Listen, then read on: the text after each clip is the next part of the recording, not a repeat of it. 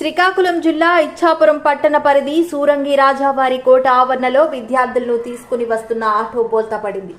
పురుషోత్తమపురం ఏఎస్పేట నుండి ఇచ్చాపురం పట్టణంలో Hebron machine school చిన్నారులను తీసుకుని వస్తున్న ఒక ప్రైవేట్ ఆటో బోల్తా పడింది. సూరంగి రాజావారి కోట ఆవరణలో ఒక లారీని ఓవర్ ట్రాక్ చేస్తున్న సమయంలో ఆటో ఒక్కసారిగా బోల్తా పడింది. ఆటోలో 14 మంది దాకా ఉన్న చిన్నారులు.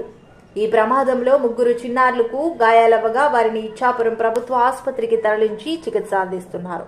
ఆటోలో పరిమితికి మించి చిన్నారులను ఎక్కించటం, వేగమే ఈ ప్రమాదానికి కారణమని స్థానికులు తెలిపారు.